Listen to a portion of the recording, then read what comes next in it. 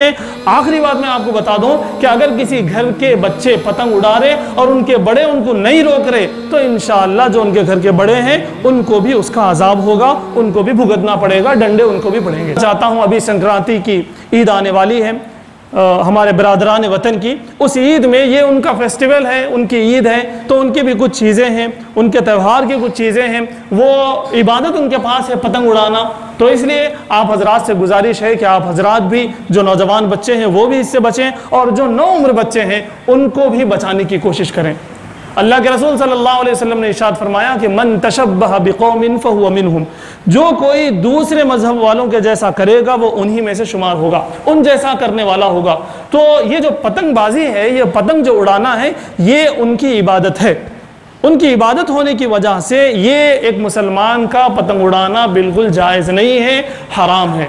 ایک بڑی خامی تو یہ ہے۔ دوسری خامیاں اور دوسری خرابیاں بھی اس کے اندر ہیں۔ بچے جا کے لڑ لے رہے ہیں، جھگڑ لے رہے ہیں، کوئی اوپر سے گر جا رہے، کوئی کچھ ہو رہا، کسی کو کچھ ہو رہا، یہ نقصانات بھی ہیں۔ اس طرح کے نقصانات کا جو بھی کھیل ہوگا وہ تو ویسے بھی ناجائز ہوگا، اور یہ جو کھیل ہے، یہ جو پتنگ بازی ہے، پتنگ اڑانا ہے، یہ غیر مسلمین کا تہوار ہے، یہ ان کی عبادت ہے، اس لیے اس کا اڑانا بالکل بھی مسلمانوں کے لیے جائز نہیں ہے۔ آخری بات میں آپ کو بتا دوں کہ اگر کسی گھر کے بچے پتنگ اڑا رہے اور ان کے بڑے ان کو نہیں روک رہے تو انشاءاللہ جو ان کے گھر کے بڑے ہیں ان کو بھی اس کا عذاب ہوگا، ان کو بھی بھگتنا پڑے گا، ڈنڈے ان کو بھی پڑیں گے۔ اس لیے چھوٹے بچے ہوں یا نوجوان بچے ہوں، اس مرتبہ اور اس کے بعد کبھی بھی یہ ارادہ کر لیں کہ اگر کوئی غیروں کا، کوئی بھی غیر مسلمین کا تہوار ہے تو اس کو ہم نہیں منائیں گے۔ اس مرتبہ سننے میں آیا کہ کیک زیادہ نہیں بکے اور مسلمان زیادہ نہیں خریدے، بڑی خوشی ہوئی۔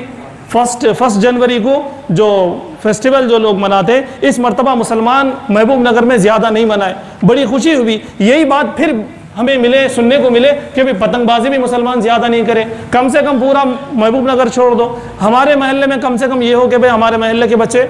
نہیں اڑائیں۔ اگر کوئی بستی میں دیکھ لے، بڑے لوگ دیکھ لیں کہ کسی کے گھر پہ، چھت پہ یا میدان میں بچے پتنگ اڑا رہے تو ان کو بلائیں، ان کو سمجھائیں، ہمارا کام ہے ان کو سمجھانا۔ آپ سمجھا کے تو دیکھو، یہ نوجوان بچوں کا دل اتنا نرم ہے، اور نو عمر بچے تو آپ کیا بتاؤں کہ بھئی یہ تو اتنے بھولے بھالے ہیں، ان کو سمجھانے والے کوئی نہیں ہے۔ ہم لوگ دیکھتے چلے جاتے، نوجوان ہیں اگر کچھ کر رہے تو ان کو بلاؤ، ان کو چائے پلاؤ، جوس پلاؤ، ان کو جو ہے ہوٹل لے کے جاؤ، 1 سے 2 بار لے جاؤ، اس کے بعد تیسری بار ان کو سمجھاؤ۔ یہ میں بڑوں سے میں اپیل کرتا ہوں کہ ان کو سمجھانے کی ضرورت ہے، ان کو کوئی سمجھا رہا نہیں، کوئی بول رہا نہیں، اور کوئی تو بھی ان کا 100 میں ایک آدھ جو الٹے جواب دیتا، لیکن اکثر بچے ایسے ہیں جو بات کو سمجھتے ہیں اور سمجھ کے اس پہ عمل کرنے کی کوشش کرتے ہیں۔ تو ہم بڑوں کی ضرورت ہے، ہم بڑوں کی ذمہ داری ہے، میں کہوں کہ ذمہ داری ہے کہ ہم انہیں سمجھائیں۔ اگر کسی گھر پہ کام ہو رہا، کسی کے گھر پہ غلط کام ہو رہا تو ان کے گھر والوں کو بھی سمجھائیں، اس بچے کو بھی سمجھائیں۔ بچے سمجھدار ہیں، سمجھانے پہ سمجھتے ہیں، لیکن ہم سمجھانے سے رہے۔ تو اس لیے اس کتاب سے یہ پیغام بھی میں دینا چاہوں گا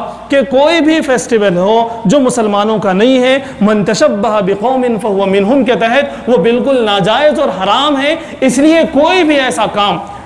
ایسا کام جو مسلمانوں کے علاوہ کے عید کا ہے، جس کے اندر جو ہے شرک ہے، بت پرستی ہے، بالکل ناجائز چیزیں ہیں اور نقصانات جس کے اندر ہے، یہ کام بالکل بھی نہ کریں۔ میں امید کرتا ہوں کہ جتنے احباب بیٹھے ہوئے ہیں، جتنے بچے بھی بیٹھے ہوئے ہیں، اس مرتبہ اس پر بہت زیادہ دھیان دیں گے، خود بھی اس سے بچیں گے اور اپنے دوست احباب کو بھی پتنگ بازی سے بچائیں گے۔ اللہ تعالیٰ سے دعا ہے کہ اللہ تعالیٰ ہمیں تمام چیزوں پر عمل کرنے کی توفیق عطا